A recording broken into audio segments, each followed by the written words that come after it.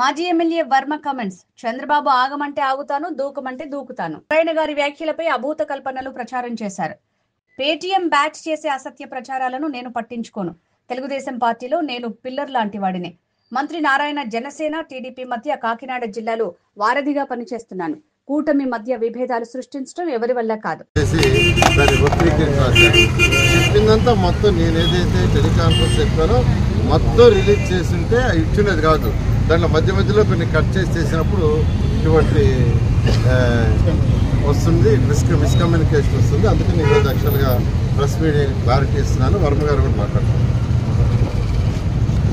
నారాయణ గారు జిల్లా ఇన్ఛార్జి మంత్రి గారు, రాష్ట్రంలో నెంబర్ 2 పొజిషన్. యాక్చువల్గా ఆయన హార్డ్ వర్క్ చూస్తే ఉదయం 6 గంటల నుంచి రాత్రి 11 వరకు ఉంటారు. ఆయన ఫోన్ చేసి నారాయణ గారు ఎక్కడున్నారని అడగక్కర్లేదు. రాత్రి 8 అయినా 9 అయినా సిఆర్టీకి వెళ్ళిపోతే నారాయణ గారు. కోఆర్డినేషన్ ఒకటి జనసేన, బీజేపీ, తెలుగుదేశం పార్టీ. చిన్న చిన్న సమస్యలు ఉంటాయి, కింద కార్యకర్తల్లో ఇబ్బందికర పరిస్థితులు ఉంటాయి. ఇవన్నీ కూడా మేము ఆయనకి పాస్ ఆన్ చేయడం, ఆయన అక్కడ కళ్యాణ్ గారితో మాట్లాడడం, ఇవంతా జరుగుతూ ఉంది. ఇప్పుడు ఎలా ఉంటుందంటే ఏదైనా ఇష్యూ అయినప్పుడు ఒక ఎగ్జాంపుల్ చెప్తారు. నెల్లూరు ఇష్యూ మీద మాట్లాడుతూ కూటమి వచ్చాక కొన్ని ఇబ్బందులు వస్తాయి, సీట్లు రాకపోవచ్చు. అది వర్మకి రాలేదు సీట్లు. అయినా అక్కడ మేము కోఆర్డినేషన్తో వెళ్తున్నాం. అక్కడ సమస్యలు ఏవైతే ఉన్నాయో ఆ సమస్యలన్నీ కూడా జీరో చేసామని చెప్పి మంత్రి గారు తెలియజేశారు.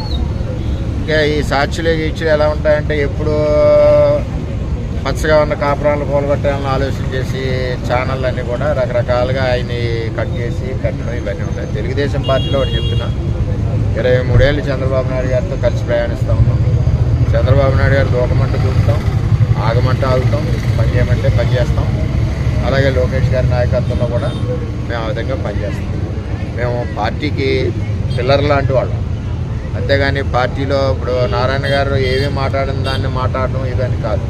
ఒక కోఆర్డినేషన్, ఒక బ్రిడ్జ్ కింద జనసేన పార్టీకి, తెలుగుదేశం పార్టీకి కాకినాడ జిల్లాలో ఏ సమస్యలు ఉన్నా మరి 15 రోజులకి 20 రోజులకి ఒకసారి వచ్చి సార్ట్ అవుట్ చేసుకుంటూ వెళ్తున్నారు. మా సమస్యలు కూడా ఆయన చెప్తున్నాం.